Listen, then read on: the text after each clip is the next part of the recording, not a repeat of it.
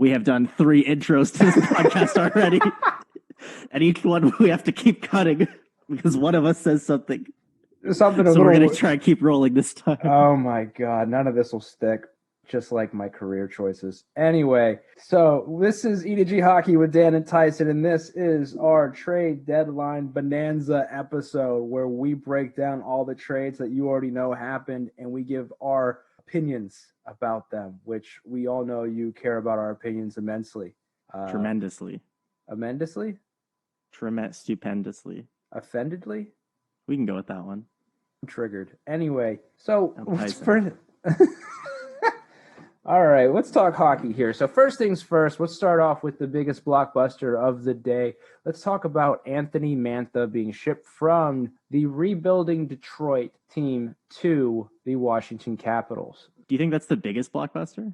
I think it's the biggest one in terms of one that nobody saw coming, right? There was a bunch of other names I think we expected to get moved, but nobody, I think, thought, oh, Anthony Mantha is going to be the guy going. Is he a superstar? No. Is he a talented scorer? Sure. And what I like about Detroit is Detroit knows what they're doing, right? It's not like a secret. It's not like they're accidentally bad. It's not like they built a great team on paper and they just stink, Buffalo.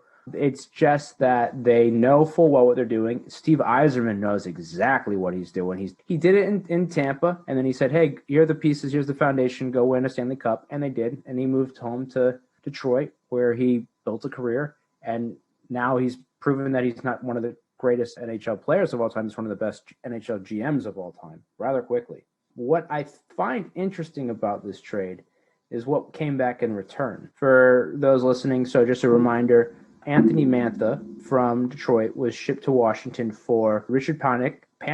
For Richard Panik. I'm panicking. For Panik. The mice were panicking in your couch when the exterminator came to break up Stuart Little 3. He came in to lay some pipe. Jacob Vrana, a first-round pick and a second-round pick.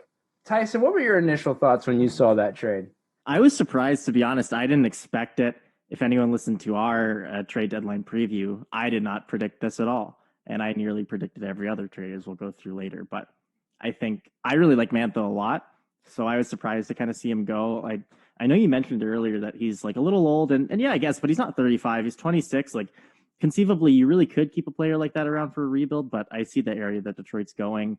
I like this trade for Detroit a lot. I really like Mantha. It's pretty even. It's just a lot of pieces moving back and forth, but I definitely think I like Washington in this trade. I'm a big Mantha guy. Here's my concern is that I don't think that if I'm Steve Yzerman and I'm the Detroit Red Wings, this is an A. They get an A grade on this side of things, no question. They got 2 draft picks and 2 players. If I'm Washington, I can't. I'm a little confused with what they gave up here because Vrana, production-wise, is on pace with Anthony Mantha's production. Now, Mantha in his first game with with the Capitals last night, got a goal and an assist and 5 shots. He was on fire. Yeah, he looked good. He looked fired up. He looked like he was excited to play for a contending team. But I don't think this deal made Washington better. I just don't see why you do it if you're Washington. Like, I didn't really see a purpose for it. Like, really, I think like it's a good move, but I'm not really sure why you'd go that direction. Yeah, I think he's a good player, but Vrana's having a more productive season, all said and done. They must have seen something in Anthony Mantha, who's only a year older than Vrana, by the way, that didn't think that 4 players could do essentially, because that's what it essentially comes down to. You're saying we bring in 4 players for Anthony Mantha, and I just can't get on board with that. If I'm giving this a grade, I'm going to go C+ for the Washington Capitals. This could be an A trade for you if Mantha proves to be greater than 4 players' value. I don't see that right now. What are your thoughts? Maybe like 3 Doritos Locos Tacos out of 4. I think for the most part, it's great that you have all 3 of those things now, but at a certain point, you can only have so many tacos, and I just think that's a little bit excessive from my perspectives. It's just something where I think there are trades this week that made a lot more sense, and I don't know if that was one of them. Right, and this one came in towards the end of the deadline, so people were like, oh, I did not see this one coming, and there's a reason. I mean, Mantha's on contract for another 3 more years. It's a good deal, too. 5.7, it's for a top 6 forward. Yeah, sure. On a wing, yeah. I don't love it for Washington. I love it if I'm Detroit. If I'm a Detroit fan, I'm thrilled with what I got for him. Some nights Mantha would just disappear, and it was clear that he didn't want to be in Detroit. There was somebody you wanted to talk about, though, that you were like excited. Who was that again? I did. This was a seamless transition and great pass off by you. I want to talk about Madison Bowie. He went from Chicago to Vancouver, right? Yeah. I didn't see the exact package. He went from Chicago to Vancouver. Fourth round pick. I do think that, I think Vancouver, we'll get into it a little bit later with our North wrap up. I think Vancouver was a little sketchy. I don't love all the moves that they make, but I like this Bowie move. He's a Manitoba guy. I worked with him a little bit this summer, got to know him a little bit. We text back and forth kind of throughout the year. A good friend of mine. I like him a lot. I spent a lot of time watching him this summer on the ice training, and he's an animal. He's a machine. He was on a sheet with 12, 15 other NHL players, and he was standing out. He was unreal. He was consistently one of the best guys on the ice. So I think, like I said, we'll go to Vancouver a little bit later, but I wanted to give a shout out to Bows a little bit because he's a really solid player that I think could be solid in Vancouver, especially a team where Vancouver's season is basically done. I think now you'll have an opportunity to kind of give some guys some ice and see what you're going to kind of do and find a new home. I think Bowie's struggled a little bit since kind of last season and even since he joined Detroit coming from that Washington trade a couple of years ago. I think he's struggled a little bit, and I think this is hopefully a good spot for him. So I wanted to kind of give a shout out there and something I'm going to be keeping my eyes on for the last little bit. First, I applaud you for using your platform as to get him to call you again. It's all about Instagram likes. That's all I do this for. Let's start going in order a little bit here because there's so many trades that did happen. This wasn't like the craziest trade deadline day in history, and it was fairly boring for the most part until the last 15 minutes, like it always seems to be. But there's a lot of big trades that happened the days before. So let's start off a bit before that with probably, and this is one that I called. It wasn't on our list, but I knew this was going to happen. Was New Jersey's trading Kyle Palmieri to the New York Islanders? That just made sense, right? They needed a top six depth. They needed a player to fill that Anders Lee role, and Palmieri filled that. What I was so surprised about, this is an older trade, so I'm not going to give you more thoughts on a trade that's happened a little over a week ago at this point. What was interesting to me was Travis Zajac also getting traded. Now, Travis Zajac had to give permission for him to be traded, waive his no trade clause, and the Islanders just got a lot better from this trade. They got that top six help they needed, but they also got a really good centerman, so they just solidified themselves down the middle. And in the return, the Devils get a first-round pick and a conditional fourth and two prospects. Two prospects I think were more like filler pieces who aren't really going to play. I think one of the guys has played a total of 32 games in the NHL, and the other guy hasn't played a single game at 27. So but at the end of the day, this trade just makes sense. I think it's a good fit for both clubs. It makes sense. I see your point. I definitely agree. I think it makes a lot of sense. I will just say, brutal move. Lou Lamoriello still making guys shave on his team. I think you got rid of one of the worst beards in the league. So we could go on a little longer about that, but I like the trade. Wish that beard was making its way to Long Island as well. I would give this trade a B plus for the Islanders. I'd give it a solid B for the Devils. You got a take on that?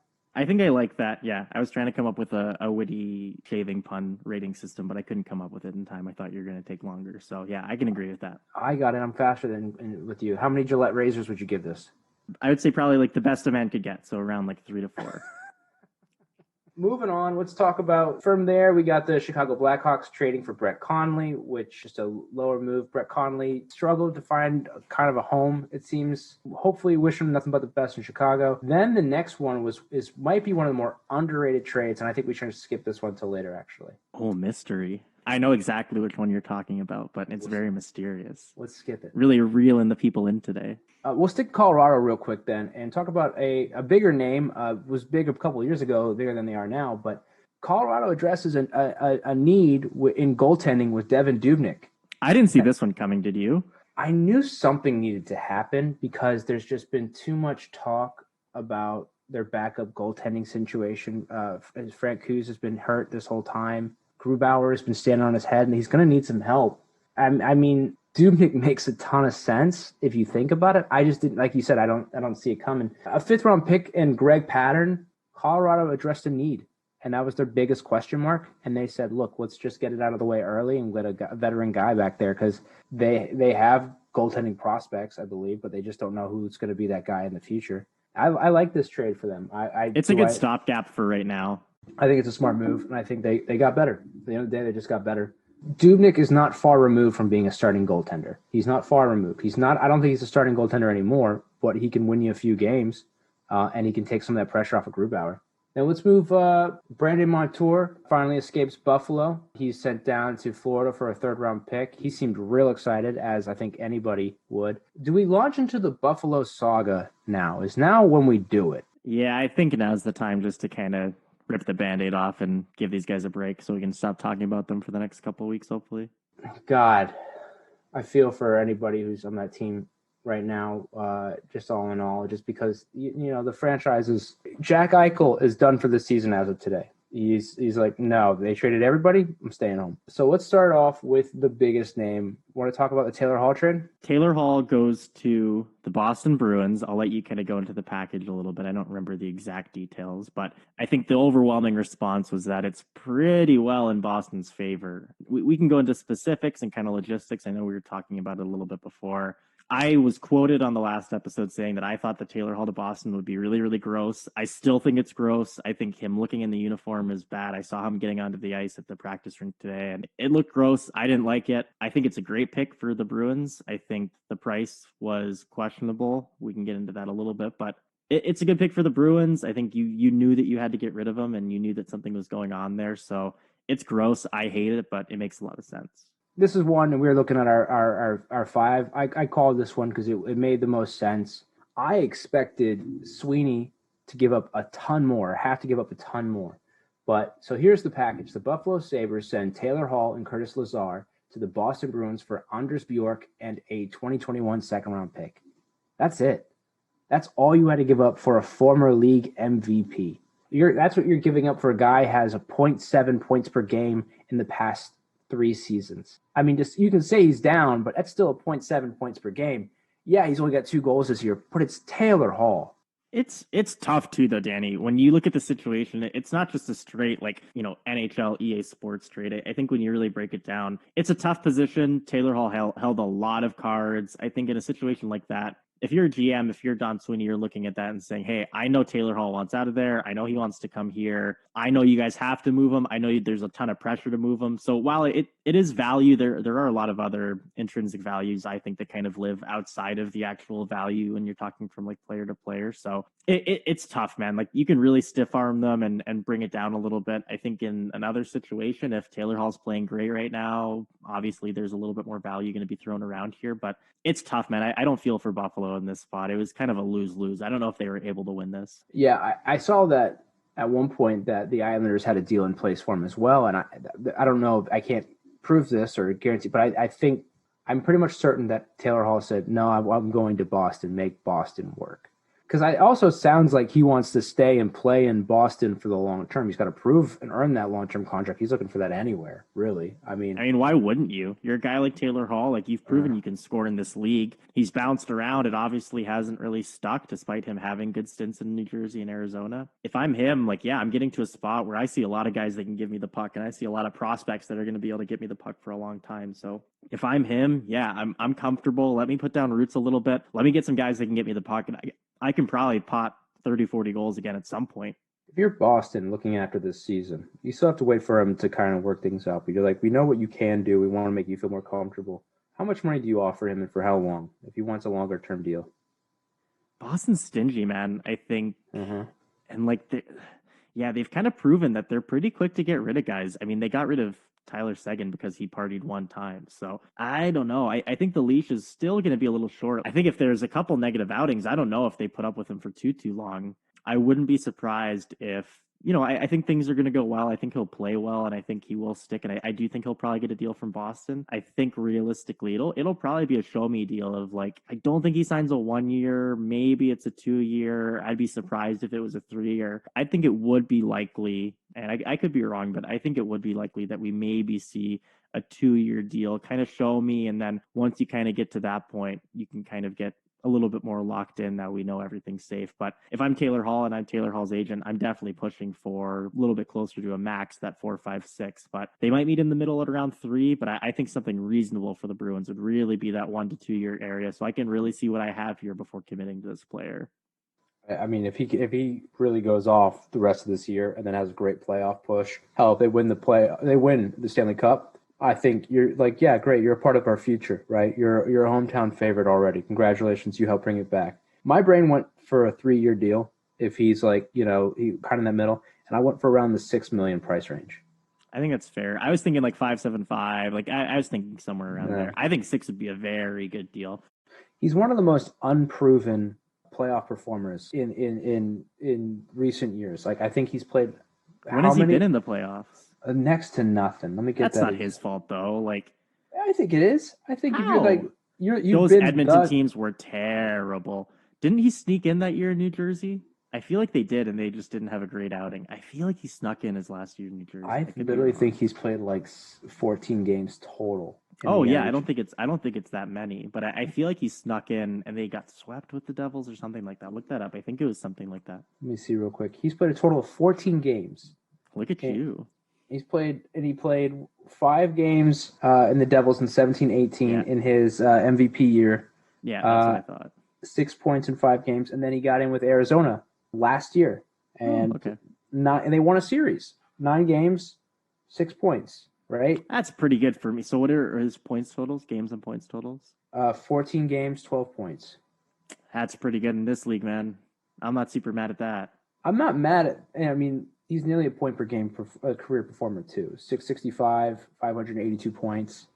Man, like you're telling me this guy isn't proven in this league? I get that it's a playoff thing, but wingers, it's proven. You have one of the greatest wingers of all time in Alex Ovechkin that has struggled to carry his team to the cup, and it really took a full team effort to finally get him here. Wingers, it's tough to dominate, and even as a center, it is difficult to dominate in this league, and I think McDavid is great proof that even one great player alone can't get you there anymore. But it's difficult for scoring wingers to dominate. It's difficult for them to take over games. Much easier from the center position to kind of dominate possession and make your line mates better.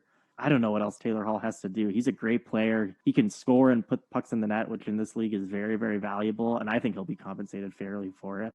Can you imagine if the Bruins won a Stanley Cup with Sagan and then turn around and won one with Hall? That'd be kind of a – I know. It's against Vancouver again. Let's move on. There's been a lot of deals that would happen here or there. Montreal Canadiens got John Merrill. I think that's a good deal for them. Nothing crazy. Jonas Singlethaler. What was that again? Give me. Jonas Singlethaler. Is that it? I think it's Siegenthaler. Siegenthaler? I think it's Siegenthaler. Yeah. God bless you. Mine sounded quite more correct than yours did. So sticking in Boston, Boston also kind of dealt with their defensive concerns. The name that was being tossed around for forever, and we both agreed that wouldn't get moved, was Matthias Ekholm. Nashville's come on. Nashville has held on to that last playoff spot, and they're looking good. They think they beat Tampa last night like 7-1, 7-2, something crazy like that. When they're healthy, they're a strong team. Ryan Ellis just got back.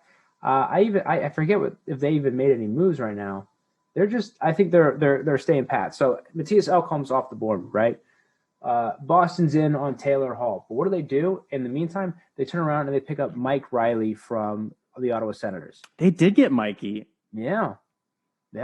I think that's a great move for them, an underrated move. Was a good defenseman in Ottawa. And Boston needed defense help. They didn't go out and get the big, flashy guy. They got a good, solid stay-at-home defenseman who can play a little bit of a two-way game. I like this signing. I like Mikey a lot. Mikey's good friends with JVR. They train in the summer together. And so whenever I'm talking to one of them, I always talk to the other one. And super funny guys too. Same guy, like loves to text, doesn't love his emojis as much as JVR does, but super funny guy, super great guy. Glad that he can kind of similarly to getting out of Buffalo. I think it's a good time to get out of Ottawa. I actually completely forgot about that, and I like that move a lot. I think it's great to kind of see Mikey get into a different spot, and I think that'll be a quietly good signing. I think that's something where like you get into the postseason and he's going to be solid and people are going to notice that move a little bit more than they do now. That's what, and he plays in a way that Boston likes, he's a little bit got a little grit to his game. Yeah. I think Boston all in all had a really, really solid quietly. I don't know if you can say quietly good after you got like the biggest fish that you could have gotten, but they were quietly good. Yeah. I mean, they didn't no bad trades, right? No. Didn't give up too much assets. The most you gave up was Anders Bjork, which actually you got a point against him last night too. You gave up Bjork in a second for Taylor Hall and Curtis Lazar, who's a solid centerman, a former first-round pick too. You got 3 roster players in the last however many days that was, in the last 2 trades, 2 acquisitions. So that's solid. Yeah, I like Boston a lot. Boston's one of my winners for sure, I think, on this trade deadline. Jeff Carter. Where a blockbuster trade in 2011, I'll tell you what. Yeah, 2011, this would have been another one when he was going from Philly to Columbus and Columbus to LA, winning another cup. Jeff Carter was traded to the Pittsburgh Penguins, 36-year-old Jeff Carter, for a 3rd-round pick and a conditional 4th-round pick in 2023. I know what you think. I don't think this is that bad of a deal. I really don't. I am a little confused as to what the Penguins are doing, but you got a guy that, like, it's another guy Sidney Crosby can pass the puck to, and it's a 3rd and a 4th. It's in 2022 and 2023. Who knows if those years are even going to happen? Like, I have no problem with it. I think there were better players available. And probably. And here's where I look at. I look at the East is probably the most compact division in terms of there are, I am not sold that, okay, of all the deals that happened in the East, we got to break it down like this. I feel like you think that Pittsburgh needed to make a bigger splash than they did in order to be relevant. I think that's where you're going with this, right? That's where I'm going with this. Like, look, the Rangers didn't do anything besides add a young guy, right? That's fine. They're not. They're fighting for that 4th-round pick. They believe in what they got. If that 4th spot, if they don't get it, they don't get it. Okay, that's fine. Boston went out and said we're going to get that spot. They got Mike Riley. They got Taylor Hall. Great, big name. The New York Islanders. They got Kyle Palmieri. And they got Travis Zajac. I think they pulled another move off somewhere around. Washington got Anthony Mantha, right? Everybody else got better. And then the Penguins brought in Jeff Carter. And did they do anything else? I don't think they did. That's it. Is Jeff Carter, is a team that's in the third spot, does that make you that much better? No. Do you believe in your veteran core that much? I don't think Jeff Carter's the guy. It's tough, man. I think if you're Pittsburgh, do you kind of have to make these moves, though, as long as Crosby's still there?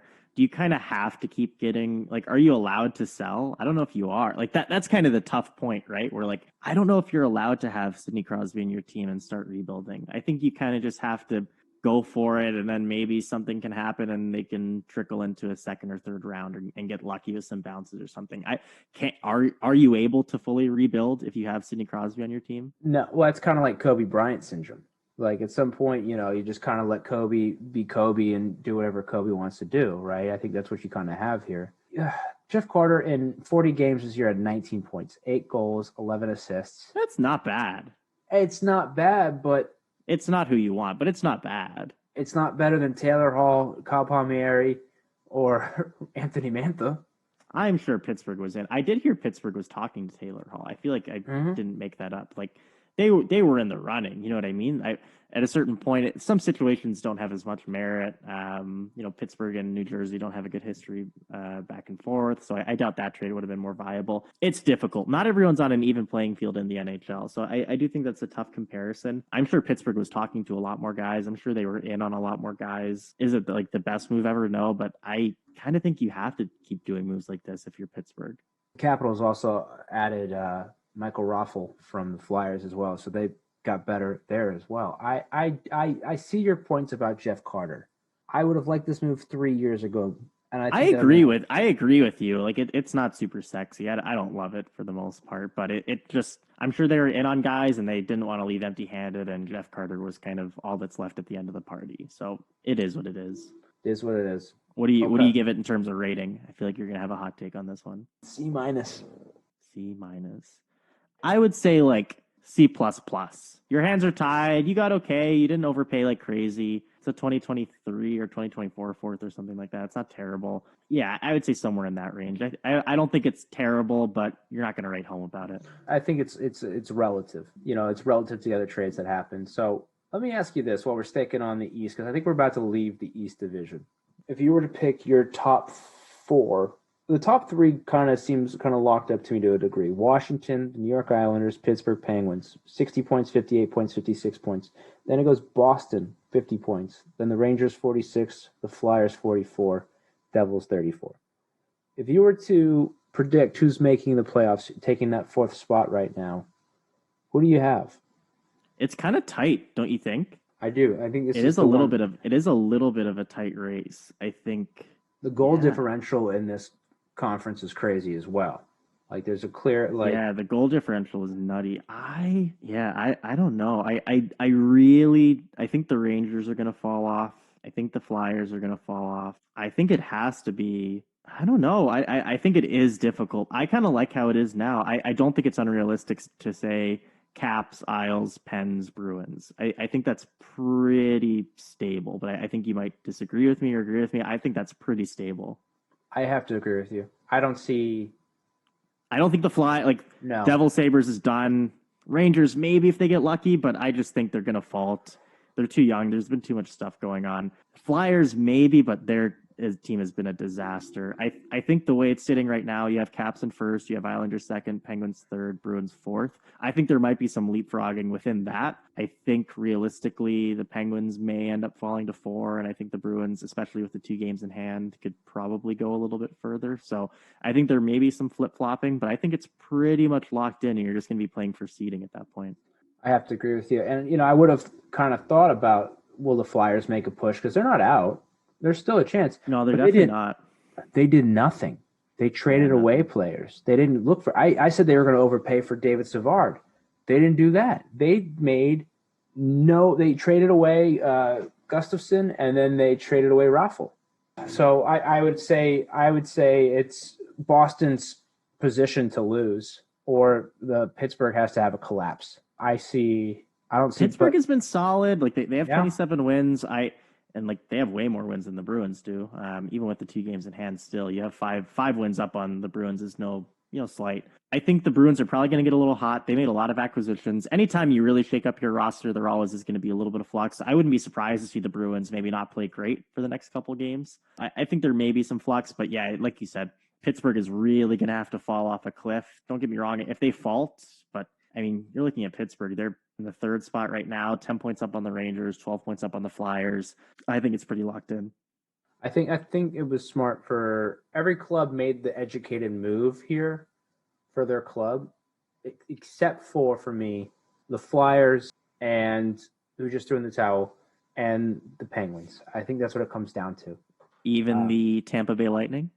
I was talking about this division, but let's talk about it. Let's move. Let's transition. I know you're hot about that one. I know we're keeping it east, but I couldn't sit back on that one. I know you got something to say. Well, we're looking at the Central Division here, and you look about what the deals that were and weren't done here. Like I really like that Nashville said, no, we're going to stick with this group of guys here and see if we can make a push here, because I don't think the only trade they got was Goodbranson from the Senators, right? Which is just depth. Doesn't really move the needle for me. I think we all kind of know who Eric Goodbranson is. Yeah, he's a good player, just not a guy who's gonna, is he gonna be the guy to win you a Stanley Cup? If he is, damn, that was a good one. What are you gonna do if he does? I'll get a jersey. You will? Jersey. Yeah. All right. I'll hold you to that. I'll get a Preds jersey with his name on the back. All right. I'll hold you to that. Predators legend. Do the rich get richer in Tampa? And literally, this to me feels like cheating the system, and I don't know how I feel about it. Because here's how the trade went for David Savard. David Savard, as we talked about, was the number 1 person on the TSN trade bait list, and he might be the most boring name we've seen in some time. He's right? The most boring. But he's probably the best player on that list, better than Taylor Hall. He's just a good player. And I predicted that he would go to Philly on an overpay. You predicted Winnipeg? I think I said Toronto. No, I think I said Toronto. Yeah. I like Toronto a lot. We'll talk about Toronto. This is what annoys me. So technically, he wasn't initially traded to Tampa. He was traded first to the San Jose... No. Excuse me. He was traded first to the Detroit Red Wings, Columbus Blue Jackets had 100% of the contract, and they said, we'll take 50%. They traded it to Detroit, who then retained another 50%. And then Tampa got him and got another, and they only ended up having to pay a quarter of his contract. And they sneak in because they had no cap space. They had none. And so they sneak in with this acquisition. And I just think it's kind of like bullying at this point. It's like, do you need it? Do you have to make a good trade every year if you're a contender? I think it's just rubbing it in people's faces at this point. Exactly. And so what did they give up for him? Detroit ended up with a 4th-round pick in 2021 for holding on cap. Columbus Blue Jackets got a 1st-round pick and a 3rd-round pick, right? So it's going to be a bottom, close to 2nd-round pick. I think I just find fault with the cap retain situation. I don't have a problem with, like... Why? There's nothing I love more than a good 3-way trade, especially if there's cap retained. I love this stuff. I get that it's exciting. I just think in this particular trade, it annoys me because of the Tampa Bay Lightning, right? Like, why would anyone do that for Tampa? Yeah. Like, Tampa just won it. Why are you throwing these guys a bone? Right. Like, what? Why does everyone keep trading their good players to Chicago? I don't know. People bail out franchises sometimes. They just really do. When Tampa does it, though, it feels like cheating because you don't need to do it, right? That's like walking into a fist fight with a gun in your pocket just in case. It's like, you're going to win the fight. You're the biggest guy out there. Why'd you need to bring a gun? Why'd you need to do that? I don't leave home without my Glock, Danny. I don't know about you. I go out with my bayonet rifle in these streets of Boston. Yeah, but you're from the South. I actually believe you. Like, that's what they do in Georgia. I just think this trade is trash because it's Tampa, because Tampa didn't need it. It's like, it just says, are you not confident in your team? Are you not? Do you have to go out and get yet another top 4 defenseman? If you can, and someone's going to retain 99% percent salary, why not? Why don't you just rub it in everyone's face that you're the best franchise and you won a Stanley Cup without a 60-goal scorer in Steven Stamkos? Like, who cares? I love it. You can love it all you want. I will not. I'm going to look at this real quick. Let me see. I want to look at their... Okay, so here's their defensive core. Victor Hedman, Ryan McDonough, Sergachev, Eric Chernak, David Savard, Luke Schenn, right? Plus, Nikita Kucherov is coming back. Like, oh yeah, he's coming back soon, isn't he? He's skating now, right? Yeah, and then you have Cal Foote in your taxi squad. Yeah, like, you could have gone off and gotten a Gustafsson. You could have gotten a Mike Riley. You didn't need the biggest name out there. Like, you did it anyway. You did it anyway, and that's what annoys me. Yeah. I mean, this team is so good. It hurts. This team is so good. It hurts. They have $0 in cap space. They have used $17 million in LTIR. I mean, they found a way to cheat the system in a way that, God, there's not a bad player on this roster. Just give me one. Do you think they do it again? Yeah. Do you think they're going to win? I think they could do it again. I think they're quietly kind of like, I kind of like it. My biggest advocation for the Tampa Bay Lightning this year is that they've been very quiet. They haven't been consistently dominant, which I think was their problem the year against Columbus. I think they lost to Columbus first round, like 2019 or whenever that was. I think they've been very quiet. We'll get into this a little bit more later, but I would not be surprised to see them take it again. They've only gotten better. I look at the teams in that division, in the Central Division. I feel like Tampa's just letting other teams kind of like letting them have their moment in the sun real quick. Carolina, I think, is a great, great team. I think if Tampa wants, they can just take them, right? Especially with Kucherov coming back. Florida Panthers, great team. They look good, but you're not getting past Tampa without Ekblad. I agree on that. Yeah, and who do they get for that spot? They got a defenseman to fill that void. They got Montour. And they got Sam Bennett. Ooh. Very sneaky, very good transition into Florida.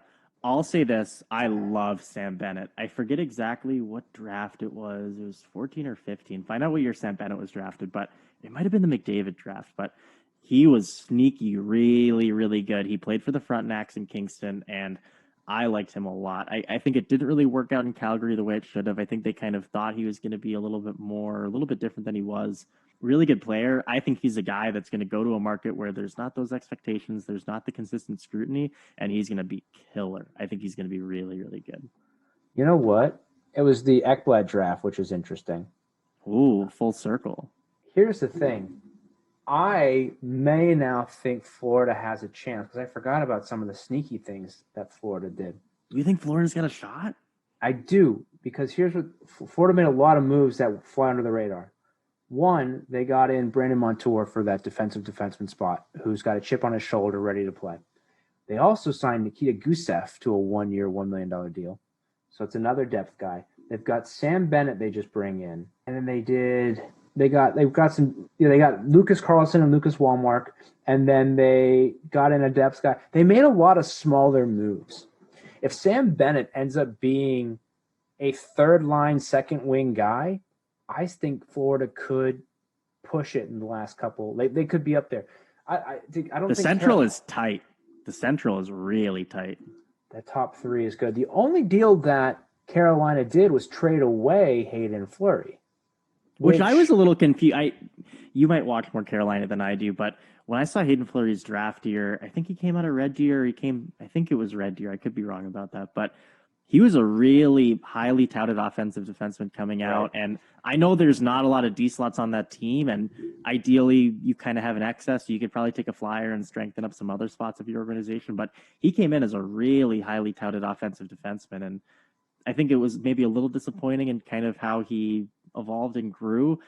It's also a little bit of a tough spot in Carolina where you have that luxury of having a great blue line, and they probably didn't need to lean on him as much. And since he didn't get all those resources allocated to him, he maybe didn't turn into what they wanted it to be. What do you think? I think that's a kind of spot on right there. That's a deep defensive core there. I mean, you got Dougie Hamilton, you've got Pesci, you've got Brady Shea, you've got Jake Bean stepping in. I mean, Slavin. So right there, that puts you maybe as the 5th, 6th defenseman right there. How much ice are you really even getting at that point too? Right? Yeah, I think he's going to get to skate. He's going to have plenty of ice to chew on in Anaheim. Lord knows they need Lord knows there's that Bible Belt coming out of me. Lord knows that Anaheim needs some defensive help. He'll get it. And I mean, he was a 7th overall draft pick. He's only played. Did not play enough hockey as of yet, and that's the problem. He just needs more ice. That's what it comes down to, and I think he gets it. I think he'll definitely get it. But yeah, so Anaheim is still, they keep making sneaky good moves, whether it's not making moves, calling players up, getting stuff like this. Anaheim is making some sneaky good moves to still be good in a few years. Actually, I saw a thing that was interesting. The longest stretch of trade deadlines consecutively making a trade belongs to the Anaheim Ducks. They've made a trade deadline on trade deadline day every day since 2006. I believe that. Yeah, but it was none of the moves that I thought. I thought Raquel was going to go. I thought Getzlaf would waive for his. But apparently, they wanted like way too much for Getzlaf. And the Vegas was in on him.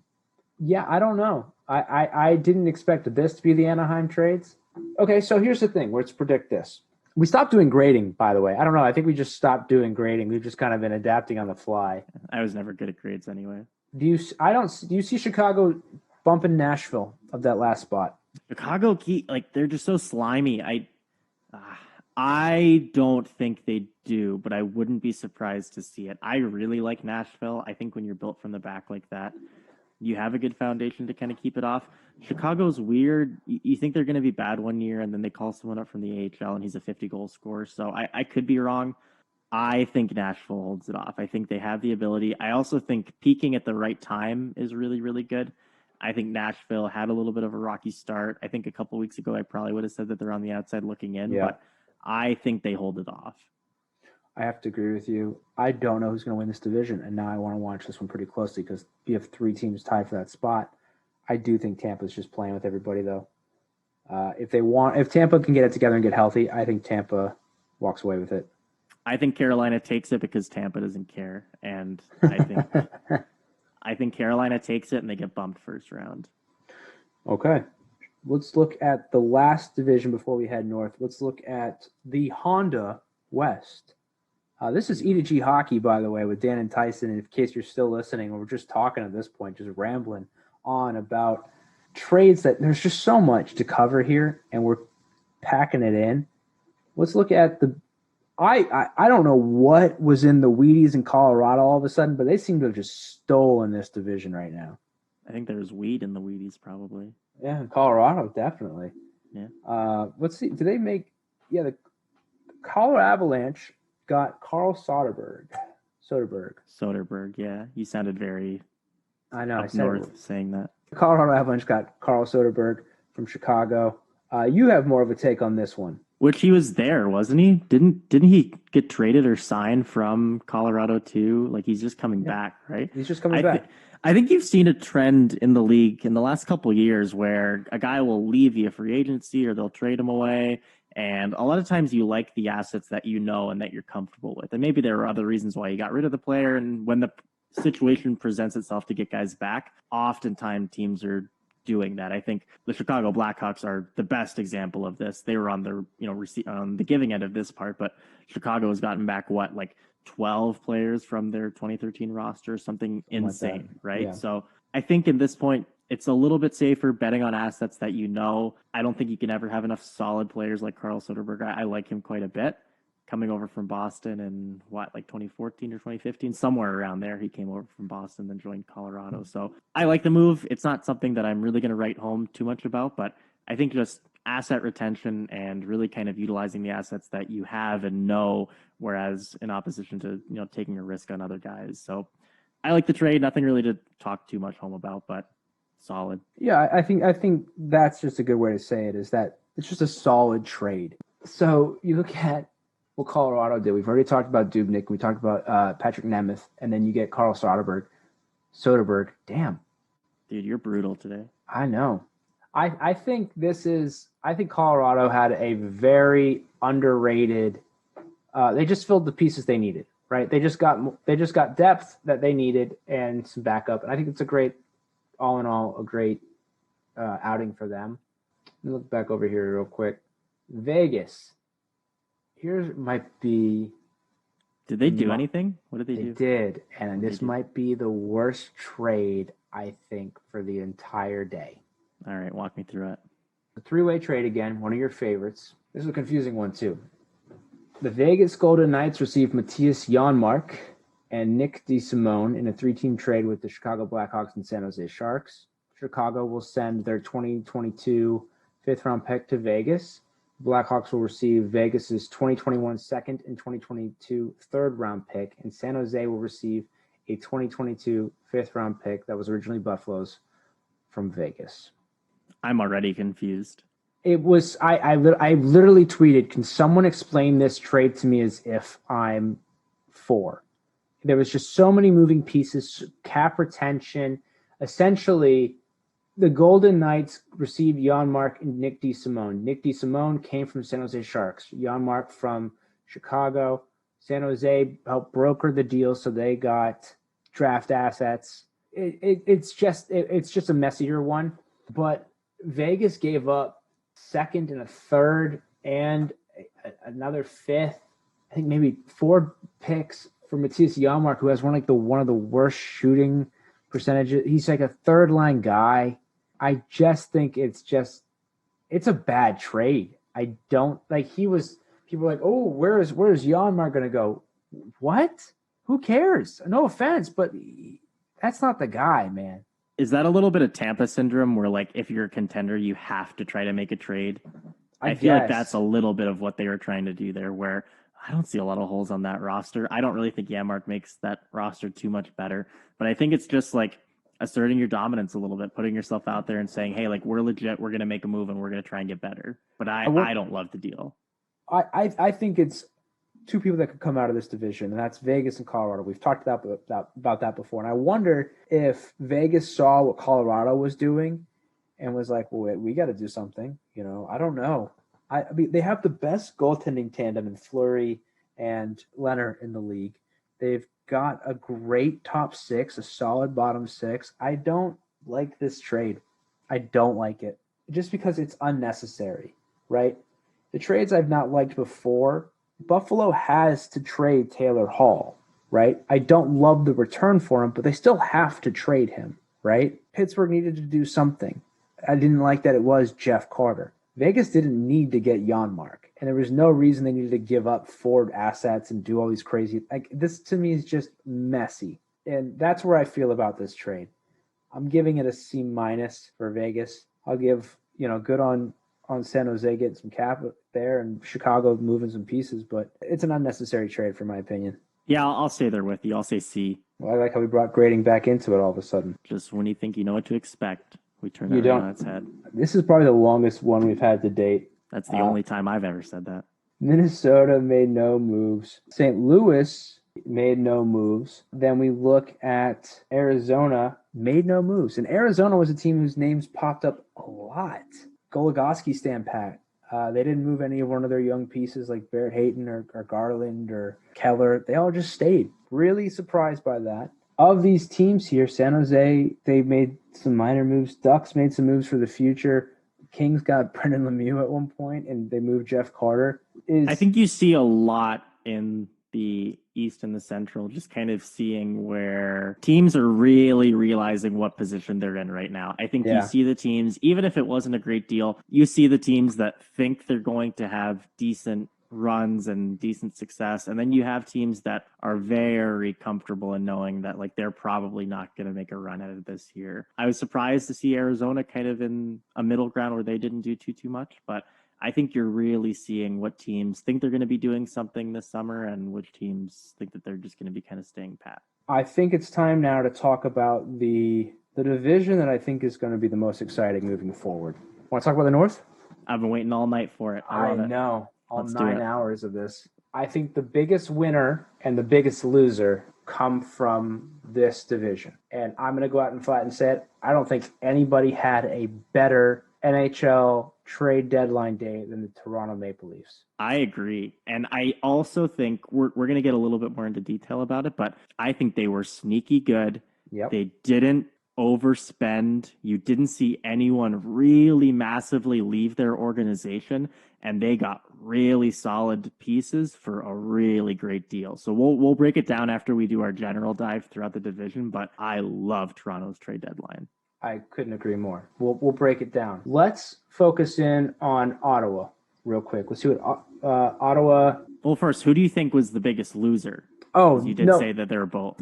No question. The biggest loser is the Winnipeg Jets. But can't you say that every day of the year? As someone living in Winnipeg, I'd be very careful with your words there, Tyson. They will be at your doorstep with flaming hockey sticks as torches pretty quickly if you're not careful.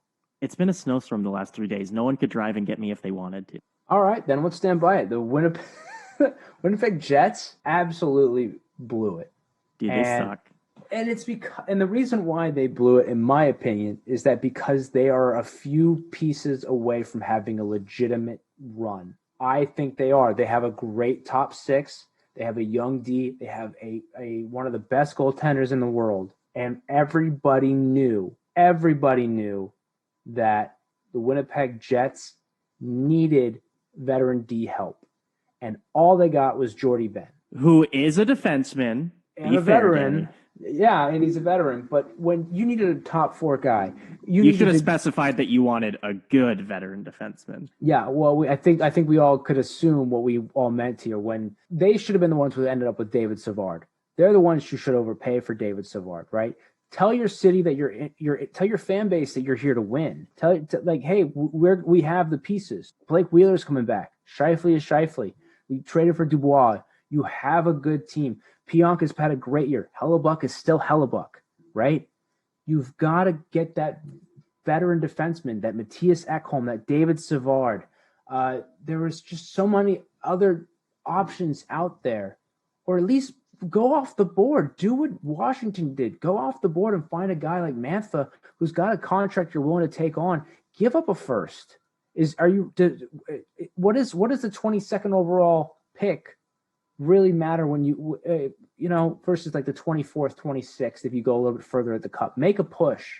And I think that's why I really feel that they really blew it, because they basically, to me, it was thrown in the towel.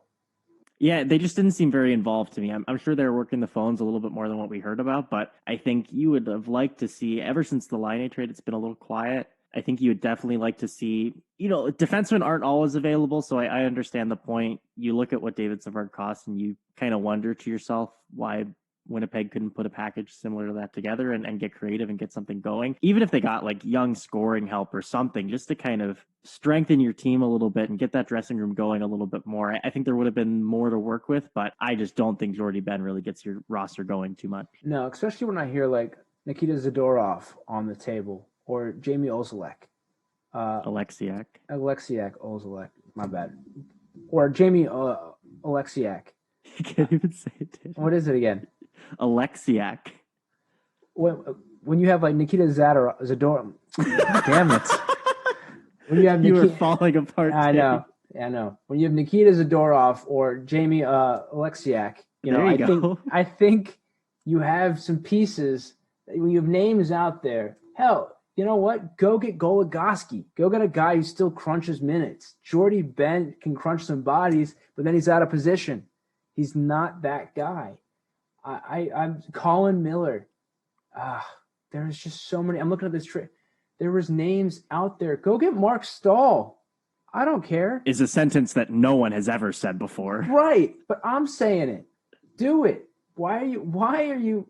Your fans deserve better. The franchise, the Thrashers still need to win. Danny, if you've seen it here in Winnipeg, the fans don't deserve better. They really don't. It's a disaster here. It snowed for 2 days. People are flying all over the road. I think Jordy Ben is just what Winnipeg needs. Do you know who would have been a good pick for them? Who? Ryan Murray. Yeah, I get that's a good move. 100%. Guy, I think, what does he have? He's going to be a UFA after this season. You're basically saying we're not pushing for it. There's players out there. Are they pushing for it? I mean, they should be pushing for it. They're in the position to be pushing for it. But are they first or second? They're currently second in the North Division. Are you telling me you're going to be going to the playoffs? You're in the playoff spots.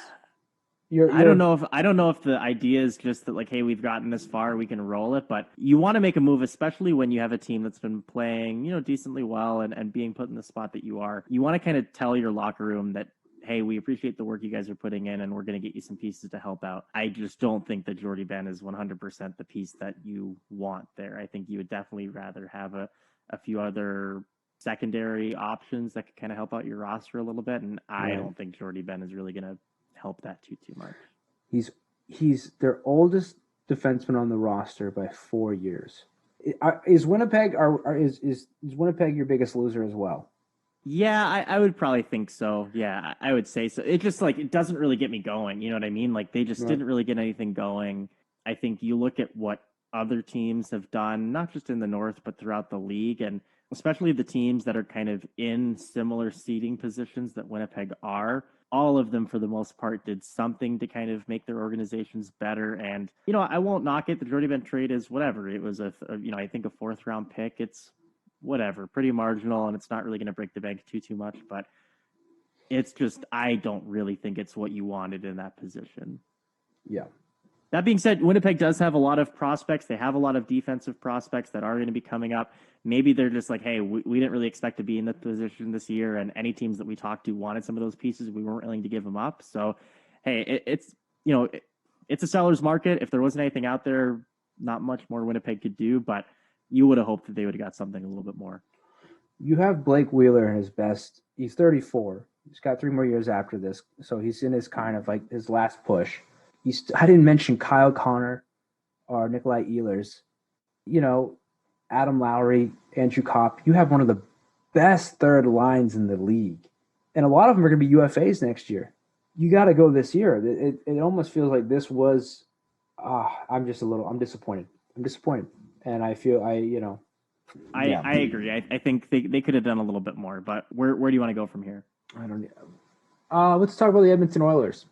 The Connor McDavid, Leon Draisaitl show keeps on wheeling. Keep on wheeling. they didn't. I feel like they were losers on the day too. I don't know what deals fell through. This is a team where I think Jeff Carter could have been greatly more appreciated and valued. I think something like that, even a third and a fourth, I think I take a flyer on that. I think that could probably help out your young team that's playing, up and down. But I think a guy like Jeff Carter could have helped out Edmonton way more than he's going to help Pittsburgh. Totally agree. The only deal that they did that day was Dmitry Kulikov, your Borscht buddy. He's a defensive ad, but we talked about this. They needed a middle six grouping, right? They needed that Luke Glendening to win draws. They needed that secondary scoring when the night that Nugent Hopkins isn't going to be your secondary. He's just not showing up to help out and support McDavid and Draisaitl. Like who? So they didn't address the need when there's names out there still. Like they didn't go after, I don't know, like a Mike Hoffman or it just seems like there were names on the board that they could have making a push for, and they didn't. I think it would have been easy. They got their defenseman, so there was Bobby Ryan, if he were healthy, would have been a good person on this team. That veteran kind of guy who could just add a little bit more. I just see the price that teams paid for high-end wingers in this league, and I can't believe that Edmonton wasn't able to piece something together to get something out of this. I'm not saying they needed a winger, but I would have at least appreciated that. The price might have been too high for your third, second line center replacement, anything like that. But I'm astonished for sure that they couldn't piece anything greater together. At very least, if they got a sneaky good move like Jeff Carter, I could see that paying off for them. But just Kulikov doesn't really cut it for me.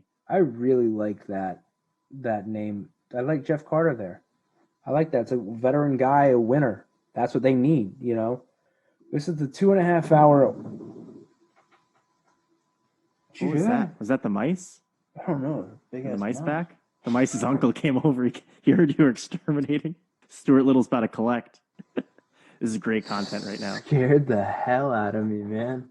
Your whole roof is just going to collapse. There's like 100 mice like Ratatouille coming to get you. I can't get mad at Calgary or Vancouver or Ottawa or Montreal for any moves they did or didn't make, right? Montreal even made a few moves, I think. We are really piecing together this last third of the podcast, Danny. I'm not going to lie to you. Yeah. No, Montreal got a depth defenseman in Eric Gustafsson from the Flyers. Then they also got John Merrill from the Detroit Red Wings, another veteran defenseman. And then they got Eric Stahl earlier. So they put together a decent... That's not bad. That's not a bad one. No. The Calgary Flames, they traded away Sam Bennett for 2 seconds, essentially, a second round pick, and then a former second round pick. Then they also got, that's another one. So that's really the only deal they did. But then they traded away something, and they got something good in return. Now let's talk about them. Let's talk about Toronto. What that was right there is they traded away. Calgary Flames traded David Riddick away. They traded him to Toronto Maple Leafs. Is it Riddick or Riddick? I've heard both. I'm unclear on the subject. Yeah, I don't know. That's not the only defense goaltender they got. They got Ben Hutton. So they've brought in 2 goaltenders right there. Ben Hutton plays defense.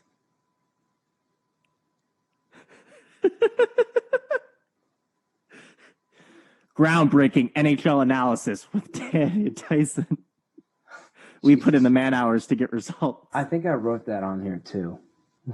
We'll be right back. Ben Hutton plays defense? Yeah. You thought they got 2 goalies? I did.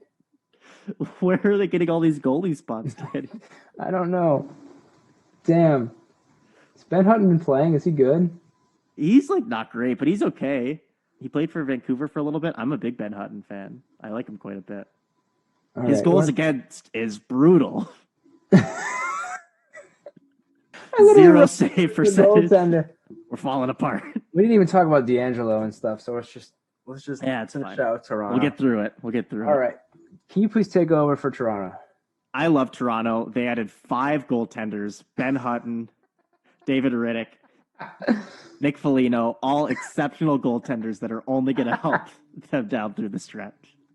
I think their big approach here was that if you get enough goaltenders, all you got to do is put them all on the ice, and you can't let them score any goals. Oh my god! And that's been E2G Hockey with Dan and Tyson. I wish we could wrap up like that. That'd be so sweet. Just call it there.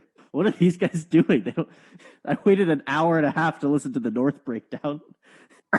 Sam Bennett's a goalie. David Riddick's a goalie. What's going on?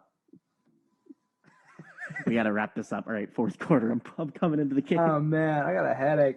I love Toronto. I thought their moves were sick. I think you have Ben Hutton, who Vancouver, he really found a home for himself. So I thought, and then you end up moving to LA and kind of bouncing around a little bit in just terms through the lineup and everything. But Ben Hutton's a very Toronto pick to me. I think he's very sneaky. He's a very good puck moving defenseman, very smart, a little older. I forget. He came out of the NCAA. I don't know if it was Maine, but really solid, sneaky good player. I could see him being a really good systems player for Toronto. I do think he stays up with the big team. I could see him being a very sneaky good special teams player that could really work his way through the lineup and fill up some holes as you kind of need it and be a really good team defender and kind of playing into that system there. I like the Riddick acquisition. I think if you're looking from a goaltending depth perspective, Toronto's been a little bit cloudy in a year where that position is a little shaky for them. I think in years prior, Anderson has been a little bit more solid. There's been a lot of question marks there. Jack Campbell has gone, 10-0-1 in his last 11, but doing well. But I think the consensus was that they need a little bit of help there. My favorite pick that Toronto made, and you can kind of chime in on this, is Nick Foligno. I love Nick Foligno. I think you get a tasty three-way deal in there. My favorite thing in the world. Toronto's paying him $25 actual dollars to play for them. So financially, it's a great success. What do you think about the Foligno deal?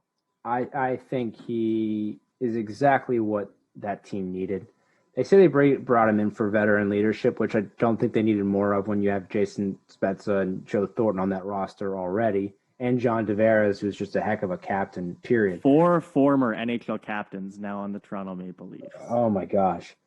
And he's just a guy who can play up and down in that lineup. You talk about that. Like, you could put him on the first line. You could put him on the third line. You could put him on centering the fourth. He can play wing. He can play center. He's got great, history with the city, with his dad playing for the franchise as well. I wanted him to play with his brother in Marcus Foligno in Minnesota, but this makes sense, And what I like about it is, Toronto had to give up a first.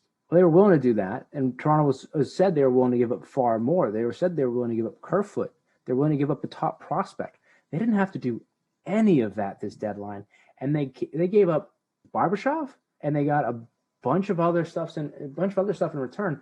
I really am impressed by this. This seems like Toronto's a major market, and they're going to make major moves to draw. They didn't have to do that, and they got a big name for not a lot. I mean, Foligno's still got a lot of play left in him. That is a darn good trade. Don't get me wrong, but I think the better one for me, just because in terms of what you got him for, was Riley Nash. They got another sneaky good one. I honestly forgot about that one. Toronto got so good for a 7th round pick. They got Riley Nash for a 7th round pick, and it was because there was question around his health. Well, then you could just use that cap relief right there. I mean, it was really a smart deadline for them. You look at the North Division, and I think with my frustrations with Winnipeg, I think that's juxtaposed to the success that Toronto had. Toronto just said, we are going all in. No question. Such a stark contrast. And like a team that didn't go stupid and give Buffalo 2 firsts for Taylor Hall. You know what I mean? Like, very well within their means. I think this Toronto team and Kyle Dubas, maybe like 3-4 years ago in a similar position, would have overpaid for a Taylor Hall or would have given, a first and a second for David Savard. They made really great moves with their budget, knowing that the salary cap was tight, knowing that they didn't have a lot of room to move around. And they just made really smart, quietly good deals that I think makes them the most improved team after the trade deadline. I would totally agree. We looked at from division to division, right? And there was 2 or 3 teams that are around the top, right? I think this just put the North Division kind of closed out. Ooh, here's a question for you though. Who was a better top 6, Toronto or Winnipeg? I still think Toronto. Winnipeg's great. I love Wheeler. I love Scheifele.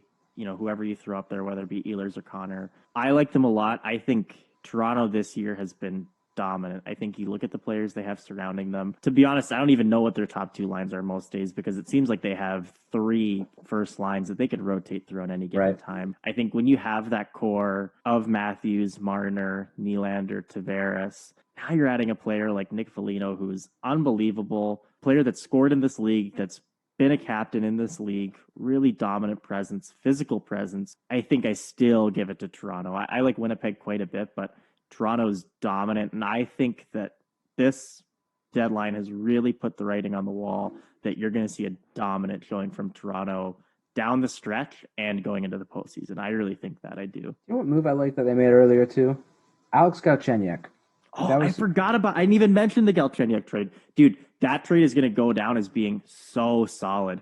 Toronto is slowly turning into that spot, similar to kind of what Pittsburgh did, which made them so successful in kind of the early 2010s, where they had a core of players that was very established. They had some difficulties getting over the hump, and they took on people's garbage that kind of jumped around. You look at your Carl Hagelin's, David Perron, it didn't end up working out, but you got your David Perrons, you got your Jack Johnson back. You got players that were really sneaky and really solid that you brought into a roster with talent, and it really filled up the holes quite nicely. I see Toronto doing that. I think you added 4 or 5 players to your roster that have all in some capacity been great, maybe not as good as they are currently, but they're going to be given every opportunity to do really, really well. I think this is the perfect way to build a successful franchise in this salary cap era, taking over that Pittsburgh model, which I think has been the most successful, maybe next to Chicago at doing this. I love all these deals. I think at least 2 or 3 of these, you're going to look back on 2-3 years and be like, wow, that was a steal. I can't believe they added this guy. Do you think this is the year that we get we get a Canadian team with the cup again? I don't know if Toronto wins it this year. I think this is the year that Toronto gets over the hump and gets to the finals. I still think Toronto's had a lot of traumatic experiences. I think Toronto gets a really bad rap because oftentimes in postseason, they've played against some of the best teams in the league, whether that be, I thought Columbus was really hot last year. I thought the Boston teams that they've played are unbelievable. In one instance, went to the cup final, I think, or conference final, whatever. But I think Toronto's had a little bit of slack. I think the divisions that they've been in have been very challenging. They've also been very young, and I think there's been a lot of pressure put on that. I don't know if they win it this year, but I think this is the year that Toronto at least goes to the cup. And I think if they go to the cup, I'm not disappointed either way it kind of goes. But I think this is the year they get over it and go to the cup. I think it'll be Toronto, Colorado. If they can get past Tampa, it'll be Toronto, Colorado. I don't know who I like there, but I just have a feeling that once Toronto gets rolling and they feel how they feel and they win those rounds and there's no longer a Boston to kind of slay them, I don't know if you could stop Toronto this year. I don't know if Colorado would be able to stop them. I'm looking at this just in the offense alone on this Toronto lineup. This scary. This top 12 is disgusting. Impressive. Disgusting. Nylander, Marner, Matthews, Tavares, Kerfoot, Hyman, Mikheyev, Simmons, Foligno, Engvall, Galchenyuk, Robertson. Robertson or Robertson? It's Robertson, right? Nick Robertson. Nick Robertson. Spezza, Saborin, Joe Thornton. That's a team, man. Good on him. Well, that's been a 3-hour journey. Biggest winner, Toronto Maple Leafs. I think we both agree. Biggest loser, Danny's vocabulary. Jeez, yeah. My eyelids. This has been E2G Hockey. This has been a marathon. I'm going to go catch another mouse in my kitchen. Tyson, I'll catch you in the next one. This has been fun, but I think next week we can drop it down a little bit. I completely agree. All right. Good night, everybody.